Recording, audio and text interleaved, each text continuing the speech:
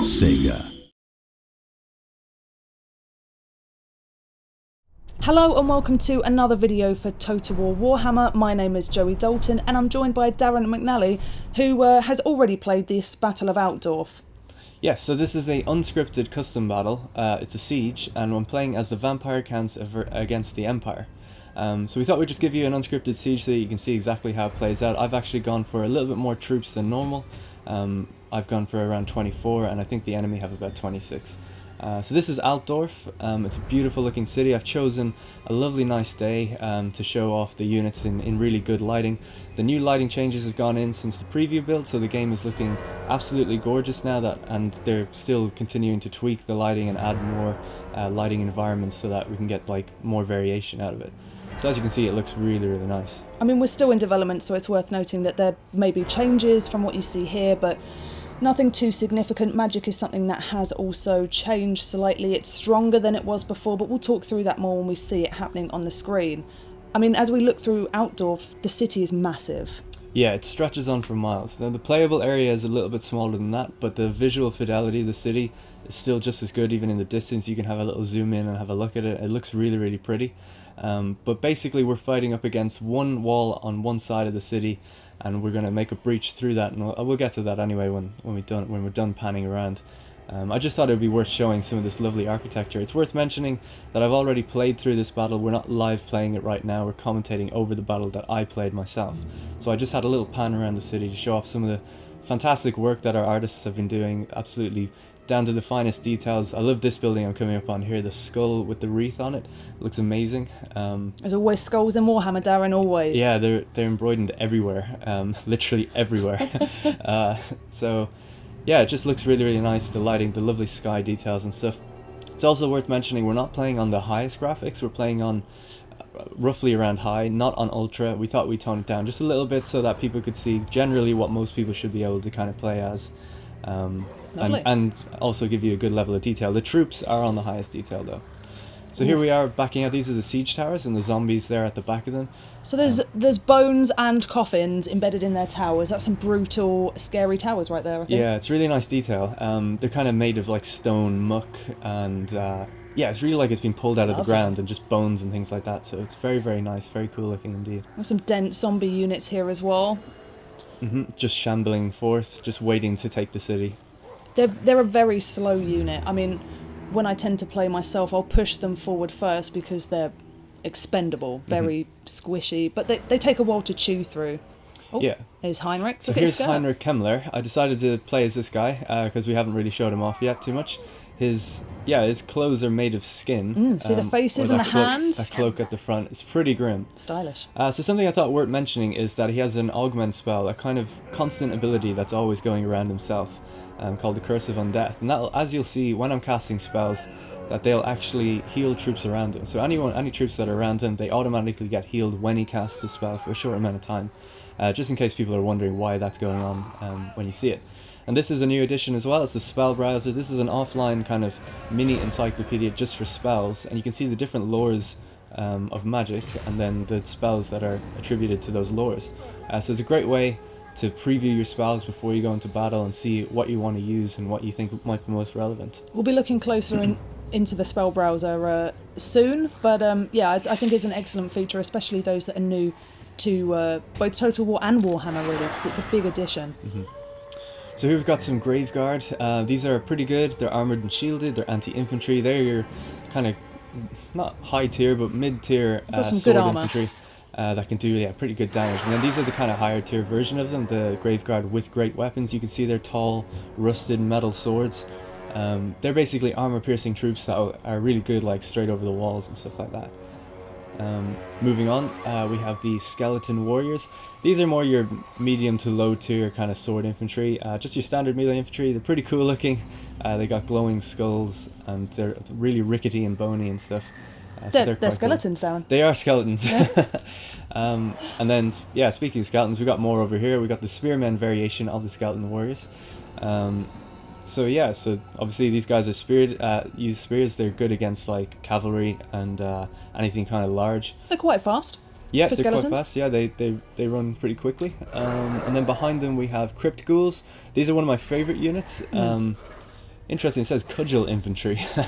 That must be the type of weapon that they're using. Basically, they do have poison attacks, and that will slow down your enemy and deal more damage. And they're damage dealers, so they really pack quite the punch.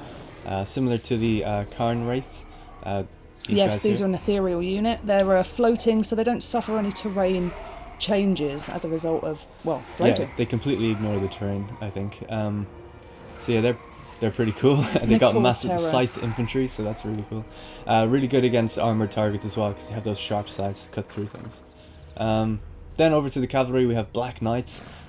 These are one of my favorite units. You'll see during the battle they pack a huge punch when they charge into the enemy. They just look really cool because even the horses are made of skeletons and things like that.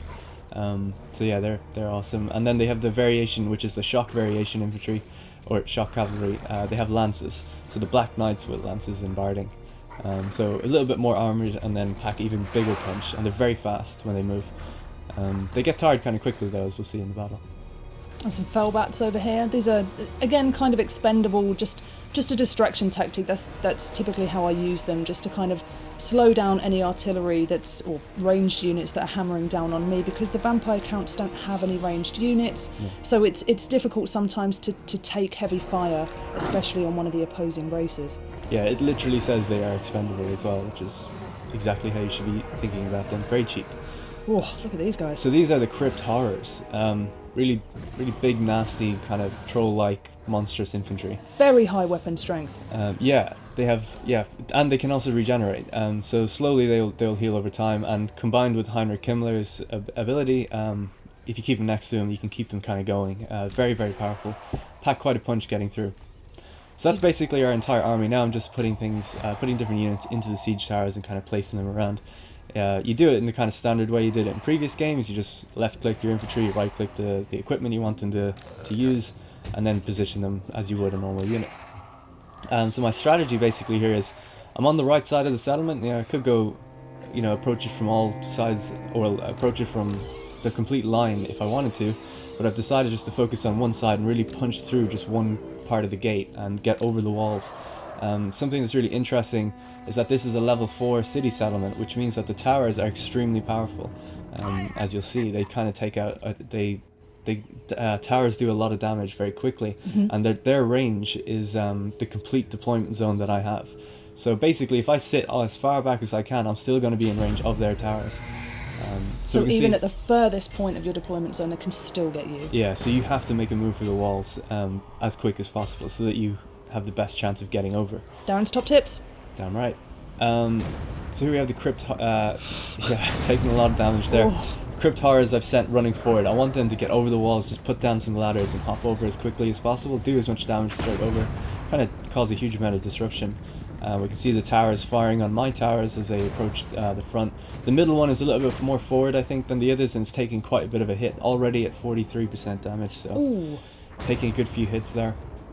And also my Crypt Horrors are down to 105 men in the unit. If you pay attention to the UI, you get to see a lot of different things. The little blue indentations above the unit icons will tell you loads of different information actually when you get used to it, such as if they're taking damage, if they're running, if they're walking, if they're being buffed, if they're being debuffed, if they're in combat, if they're winning combat. Huge amount can be gleaned from just a glance. So I'm a pause player, so that's definitely something that I feel is worth pausing and taking in if you're playing a battle for the first time. Oh, that tower's gone. Yeah, it's so gone. Just lost the tower, which is pretty significant when you only have 3. Now I've only 2 ways over the walls quickly, and the rest I'll have to use ladders. My Crypt Horrors were actually, I kind of looked away because the towers went down, but they were accused. The enemy has a witch hunter in here in the settlement, and they're after casting the spell to accuse them, which is doing a huge amount of damage. It's brought them down to about half strength. They were a little bit damaged because they had taken some tower fire, so now they're down to 51 in the unit. And we're finally just starting to get over the walls. I noticed that the Hellstorm rocket battery is firing over the walls, so I decided to deploy my bats, and I'm going to seek them out. They're there in the center. They're next to a mortar as well that's firing, so again, like you said, just using them as an expendable, just distraction force. I'm just going to send in the bats. They look absolutely amazing as they come in as well. Straight into the town center just to disrupt the enemy and stop them firing. You'll notice that as they fire, they even hit my bats as well. So that should work. Well, at least it's keeping them occupied for now, so you can kind of focus your efforts on the more immediate issues. Also, I forgot to mention, the towers can only face fire outwards. So once you get on the walls, you're actually relatively safe from them. And if you capture a tower like I have with my crypt towers over there, that tower will stop firing. So now on the right side, it's actually like a lot safer for me to be on. So I start shifting some of my focus over that way. And my battering ram now has the should be safe to get to the gate. Oh dear, they're not doing well. Yeah, so they got accused again, a second time, almost down to like 13 men in the unit now, or monstrous infantry. I guess they're not really men, but maybe they were once. I'm Maybe not sure. they were once. But basically, they're a really, really good unit, and they were completely destroyed just as they got to the walls. So I think in future it's probably best to use your zombies to try and hop over first, and then maybe they'll get the spells attached to them or something. You've kept some units at the back there. Is that intentional? Are you saving them? Well, sort of. I don't want the enemy to cast a vortex spell on me and just suddenly wipe out everyone, so I try to keep them spaced out and keep some time. Like the cavalry obviously has no way in at the moment, so I keep them really far back. So you're going in stages, basically. Once the gates are open, then you're going to pull the rest in. Yeah, so I made a small little, even though there's only a few guys in that unit, they have captured that tower, and now I'm getting over the walls with zombies on other sides, and I'm starting to push through. I put my grave guard with the great weapons on the walls to do the most damage, and they're holding their own quite well up there. Taking a bit of damage, and mortar fire is still coming in from the city a little bit now that the bats are dying off. But yeah, it's like I'm making good progress, I think, on the wall. So I decided to cast a hex here. It's the Curse of Years. So basically this hex does minus 24 melee attack, minus 24% speed, and plus 15 ability recharge. So basically everything in that zone of control that you can see on the UI, that blue radius, is going to receive that hex, and that allows my troops to do more damage to them, basically. The descriptive text is quite bleak, actually. It says, the wizard spits out an ancient curse, causing his enemies to age at an incredible rate, their hair turning white and their skin shrivelling up. And that's pretty harsh, I think. Yeah, it's pretty grim. So yeah, they're basically all turning to old men dying, essentially is what's happening there. Also, you'll notice at the gate, the AI has actually completely covered the gate with 2 units, a spear unit and a greatsword infantry unit. Greatswords are immensely powerful units, and I've decided to cast a buff spell to my guys on the walls. They're actually suffering a little bit of crumbling. You can see their flag is like kind of, there's a red particle effect around it, so I've tried to buff them. I think the spell was Van Hel's Dance Macabre.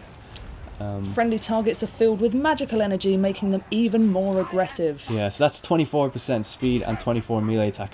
Obviously, these stats could be completely changed by release. They were still feeling out the balancing of magic at the moment. But it's at a pretty good stage now where you definitely notice the effects. So Van Hel's Dance Macabre is kind of like, it's a target 1 ally, so I would generally use it on a lord, a legendary lord, or a hero, because magic is really relative. If you're not using it for its intended purpose, it's not going to do much for you. And ultimately, if you use it for the wrong purpose, it can backfire in a big way. So completely. Undeath Resurgent is one that's kind of a bit more of an AoE, which it's good for general units, especially kind of all piled in together. Yeah, that's a good point, actually. You'll see me using that a lot later, and it doesn't. The interesting thing about that one is it doesn't actually pull from the Winds of Magic, so you just kind of get that for free. That is like Heinrich Himmler's ability. Well, you're not doing too badly here. You're kind of chewing through the wall. Yeah, it's taken a while. It's definitely a bit of a grind on the walls. We're grinding them down, though, and they are using their gunners on the ground to fire up at me constantly. The longer I'm on the walls, the more exposed I am up here, so I need to just kind of get the walls over and done with and get down. But the gates are open. The gates are open. My crypt horrors are trying to punch through their spearmen. And it's going to be tough because spearmen are good against large, and I've put large against them, which isn't a good idea, but it'll take a while. They're a pretty powerful unit, and they've actually broken now, so we've just gotten into the city a bit more, a bit deeper, basically. Well, you are taking a lot of fire, though, and this is the struggle that I tend to have with the vampire counts, is just the amount of fire that you can take and not do much back until you've got your units in there. And with such a mixture of fast and incredibly slow units, you really have to pick and choose what you get in first. Oh, Kemmler's down. Kemmler's down. I brought him down on the ground now. There's a massive pile of infantry down here, so I thought it would be perfect time to use the Wind of Death. So I've cast it there on this unit. Again, I was hoping that it didn't double back on me, which it doesn't. And it blows, absolutely tears through those units, throws them all around the place. Oh, that's awesome. And some of them get back up, but a lot of them stay down. Because this unit was basically a fresh unit when I cast the spell. It's not going to kill too many, but it does a huge amount of damage. Then I cast the Hex again, the same one I used before, just to lower the just to lower their melee attack and their speed, so I can just cut them down before they run back to the city. There's a lot of missile troops there, and that's why I want to slow them down and cut them down before they can get back. You can nicely see the area of effect that it will have there as well. Yeah, actually I kind of casted it a little bit badly because the area of effect moved forward because I casted it on one unit that ran forward. I should have casted on the ones that stayed back, and then it would have had a more broad effect. But actually, as they move back, it's slowly taking effect on those guys now. So I was bringing my cavalry into the city now. Now that the gates are open and I've kind of cleared a path, it's time to bring all my Black Knights in, bring them around the back of the city, and then cut down like these archer units and these gunners. So my monsters infantry, the crypt ghouls, the crypt horrors, are now pushing up on the big unit. I decided to activate the kind of the free ability essentially. What was it called? The Undeath Resurgence. Sorry, I'm still learning my lore, of course. Doing that gave me extra speed and extra melee attack for my monsters infantry, just to cut them down and catch up to them really fast as well. So it can be really powerful when you stack them on top of like powerful units like that. I love its descriptive text. Arise! Do not falter! Do not crumble! Back to life once more. Yeah, it gives you more leadership. So giving you more leadership will basically mean that so leadership is what morale is what replaced morale for the vamps. Yes. Yeah. So if your leadership reaches 0, then you begin to crumble, and if it goes down really fast or below 0 by a lot, then you crumble even faster and your units will break apart and die. It also gives an impressive buff to melee defense as well as melee attack, but I think defense is its key kind of function there. Yeah, probably, yeah. Yeah. It's kind of like a last stand thing. Yeah. And the descriptive text basically reinforces that. Again, learning a lot about the magic laws for each of your races, depending on which you choose for your campaign, is very important because they are each for an intended purpose. So do be careful when you're picking and choosing your magic, which you can do in these skill trees as well. I noticed that they just caused some sort of casted some sort of hex on Heinrich himself. I think it was actually an accused from the Witch Hunter, because his health has gone down to halfway now, and I mustn't have noticed that at the time actually. But I was going to say, you want to never leave him on his own like that, because Heinrich isn't like a great fighter, he's a wizard. He's kind of meant to stay back, be protected, and cast his spells. He will regenerate over time though, the more he casts spells, so he'll probably be okay, but I've kind of left him out in the open there, and that's something as well you don't want to do too much of. He's more of a support legendary lord, I would say, than whereas, Manfred's definitely able to handle his business solo. He's got like a weapon, like a sword on another one as well, basically, so he's well up for combat. I just wanted to mention these charge impacts are really, really greatly improved since previous games. They just look really good. They don't take too much of a run up either. They only need maybe like 10 or 20 meters, and they suddenly like have this massive impact. It's really, really satisfying to use them. You can also see there's lots of kind of units rather than going down different streets there as well. But I mean, that's basically my own fault. I could have taken the different avenues, but we've kind of bunched up a bunch of my troops together. I'm trying to keep them together because they're all about to crumble. Like that's what that red particle effect around their flags is. So basically I've taken a lot of losses getting over the walls, so I just don't really have the manpower to bring troops around different ways. I tried it with my cavalry. My spearmen are only just getting over now. In fact, they just got cursed or accused again by the Witch Hunter, but here he is here. I finally found him, and we've engaged him over there. So we should be able to take him out. 2 units versus just a single entity unit like that should do okay. So we're just pushing into the center of the town now. We really have very, very little left. So I'm just constantly activating these kind of buffs to try and help out my units. We're grinding through with our monstrous infantry, that like kind of stack of units over there. My cavalry is now free to push around on the back. Here's a good example of good AI. There's an archer unit and a spear unit, and they send the spear unit forward and the archer unit back. Obviously it's a tiny spear unit at this point, and I actually keep the charge going into the second unit behind it, and the impact stays there. So that's a really nice example of like how cavalry is much more impactful in this game. Especially vampiric cavalry. They have high charge bonus. It always looks really, really good. So I freed up the kind of main avenue. All the avenues now are kind of freed up into the city, except for the one big one to the right. You do look like you're kind of pushing forward into the middle a lot better with your different units. So I think you're kind of damage controlling really well. Yeah, at this point I was thinking like, okay, I actually might be able to win this. A lot of them are actually running away. There's a couple units left that are a little bit of a high threat. Wait, at this point, Darren, do you lose? Well, we'll see. We will see. So the Witch Hunter is there. He's about to rout as well. He's taking a huge amount of damage. He's actually bogged down 2 of my units, which is really annoying. It would be great if I could bring them here. And constantly we're seeing these UI messages that says a unit has been wiped out. So Doesn't look too good, but I still have hope. The bar is at 50-50. And cavalry's coming Heinrich's into getting his steady. health back as well. Yeah, he is. So here's the general of the other army. It's Balthazar Gelt. I never really mentioned him or zoomed in on him, but he did cast some spells from the Lore of Metal that you might have noticed in the beginning. He cast one on the siege tower early on, actually. So here he is in the center, kind of the rally point for all his troops.